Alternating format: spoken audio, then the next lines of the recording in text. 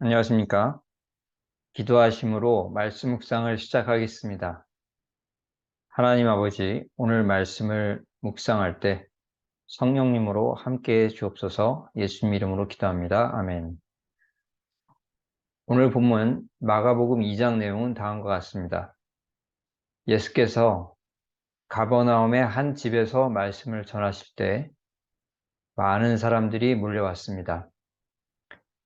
네 사람이 중풍병자를 메어왔는데 무리가 많아 예수님께 접근할 수가 없자 지붕을 뜯고 병자를 달아 내렸습니다.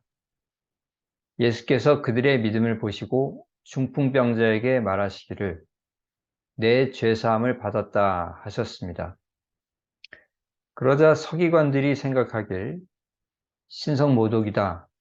하나님 외에 누가 죄를 사하느냐 했습니다. 예수께서 그들의 생각을 아시고 죄사함 받았다는 말과 일어나 걸어가라 하는 말 중 어느 것이 더 쉽냐? 그러나 인자가 땅에서 죄를 사하는 권세가 있는 줄을 너희로 알게 하려 한다. 일어나 집으로 가라 하시니 그가 일어나 나갔습니다. 요한의 제자들과 바리새인들이 금식할 때에 사람들이 예수님께 와서 어찌해서 당신의 제자들은 금식을 하지 않습니까? 하니 예수께서 새 포도주를 낡은 가죽 부대에 넣으면 부대는 터지고 포도주는 버린다. 새 포도주는 새 부대에 넣어야 한다 하셨습니다. 안식일에 제자들이 길에 이삭을 잘라서 손으로 비벼서 먹자 바리새인들이 당신 제자들이 안식일에 해서는 안 되는 일을 합니다 했고 예수께서 다윗이 먹을 것이 없을 때 제사장만 먹을 수 있는 진설병을 먹고 함께한 자들에게 주지 않았느냐 하셨습니다. 본문에 대해 세 가지를 묵상하겠습니다. 첫 번째 본문에서 무엇을 볼 수가 있습니까? 예수님이 서기관들에게 죄사함 받았다는 말과 일어나 걸어가라는 말 중에 어느 것이 더 쉽냐 물으셨습니다. 왜 이런 질문을 하신 것입니까? 서기관들이 모르고 있다는 것을 알게 하기 위함입니다. 어떤 산악인이 세계에서 제일 올라가기 힘들다는 K2 칸첸중가 산의 등반에 성공했습니다. 그런데 그 사람 앞에서 어떤 이들이 등산에 관한 지식을 자랑을 합니다. 그때 그 산악인이 아, 그러시군요. 그러면 K2 등정과 칸첸중가 등정 중에서 어느 쪽이 더 쉬운가요? 물어보았습니다. 올라가 본 적도 없는 그들은 이미 올라가 봤던 사람 앞에서 답을 할 수가 없는 것입니다. 오늘 본문도 이와 비슷합니다. 성경 지식이 뛰어났던 서기관들은 그 지식으로 너의 죄가 사함받았다 하시는 예수님을 다음과 같이 판단했습니다. 당신이 그리스도라고 믿지 않는다. 그리고 설령 그리스도라고 해도 죄 사할 권세는 없다. 따라서 당신은 신성모독을 한 것이다. 이렇게 판단했습니다. 그러니까 예수님은 아, 너희들은 하나님도 판단할 수 있을 정도로 지식이 뛰어나구나. 그렇다면 죄사함과 병자 고침 중에 뭐가 더 쉬운지도 판단할 수 있겠구나. 뭐가 더 쉽냐? 물으신 것입니다. 죄사함과 병자 고침이 가능하신 예수님 앞에서 그 어느 것도 할 수 없고 해 본 적도 없는 서기관들은 할 말이 없게 되었습니다. 그럼 어떻게 해야 하겠습니까? 지식이 교만하게 한다는 것을 알아야 하겠습니다.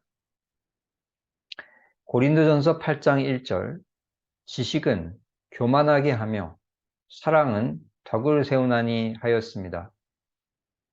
말씀을 묵상해 가면서 나는 많이 아는 자다 이런다면 이 본문 서기관처럼 하나님까지 판단하려는 교만한 자가 될 위험이 큽니다. 그러나 말씀을 묵상해 가면서 내가 정말 부족하구나 한다면 제대로 방향을 잡고 가는 것입니다. 두 번째 본문에서 무엇을 볼 수가 있습니까? 새 포도주를 새 부대에 넣으라 하셨습니다. 왜 이런 말을 하셨습니까? 형식적인 유대교로 생명력 가득한 복음을 담을 수가 없기 때문입니다. 1980년대에서 2000년대 초반까지 태어난 세대 그 특징에 대하여 많은 의견들이 나오고 있습니다. 그 중에 하나는 MZ세대는 직장에서 자신의 직무와 관계없는 것들로 평가받는 것을 불합리한 구습으로 여기고 그런 회사에 오래 있지 않는다는 그런 것입니다. 이와 마찬가지로 낡고 형식적인 유대교가 요구하는 삶의 태도로는 생명력 꿈틀대는 복음을 담아낼 수가 없었습니다. 생명의 복음은 생명력 있는 삶의 태도로만 담아낼 수가 있습니다. 그럼 어떻게 해야 하겠습니까? 형식적인 신앙은 생명의 복음을 담아낼 수 없다는 것을 알아야 하겠습니다. 계시록 3장 1절 사대 교회의 사자에게 편지하라. 하나님의 7영과 7별을 가지신 이가 이르시되 내가 내 행위를 아노니 내가 살았다 하는 이름은 가졌지만 죽은 자로다 하였습니다. 사대교회는 부하고 안전한 도시 사대에서 별다른 핍박 없이 지냈습니다.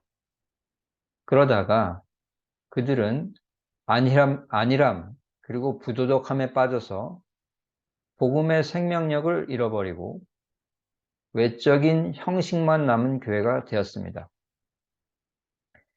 우리는 형식적인 신앙인이 아니라 그 속에 복음의 생명력이 꿈틀대는 신앙인으로 남아있기 위해 애를 써야 하겠습니다.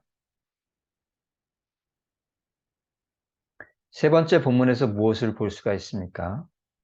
바리새인들이 안식일에 이삭을 잘라서 껍질 까먹는 제자들을 정죄하였습니다. 왜 그랬던 것입니까? 계명의 본래 의도를 놓쳤기 때문입니다. 배가 고팠던 제자들은 밀밭을 지날 때 밀을 자르고 껍질을 벗겨 먹었습니다.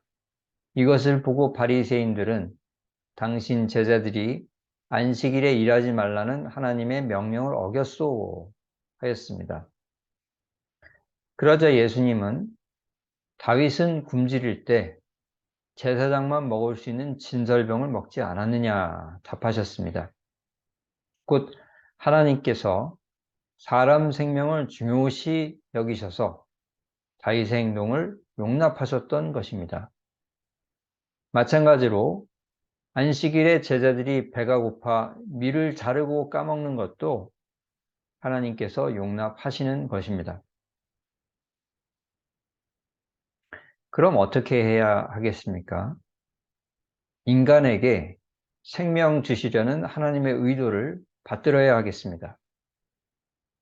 요한복음 3장 16절 하나님이 세상을 이처럼 사랑하사 독생자를 주셨으니 이는 그를 믿는 자마다 멸망하지 않고 영생을 얻게 하려 하심이라 하였습니다.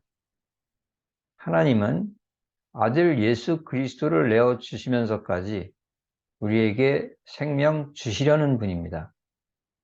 이런 하나님의 의도를 놓친다면 바리새인들처럼 생명 주시려는 하나님 의도와는 반대 방향으로 갈 수도 있습니다. 말씀을 정리합니다. 첫째로, 지식이 사람을 교만하게 한다는 것을 알아야 하겠습니다. 둘째로, 형식적인 신앙으로는 생명의 복음을 담아낼 수 없다는 것을 알아야 하겠습니다. 셋째로, 인간에게 생명 주시려는 하나님의 의도를 받들어야 하겠습니다. 오늘 본문의 말씀에 순종하는 우리 모두가 되기를 축원합니다. 기도하시겠습니다. 하나님 아버지, 말씀 묵상에 함께해 주셔 감사합니다. 우리가 오늘 묵상한 말씀에 순종할 수 있게 성령님으로 도우소서. 예수님 이름으로 기도합니다. 아멘. 감사합니다.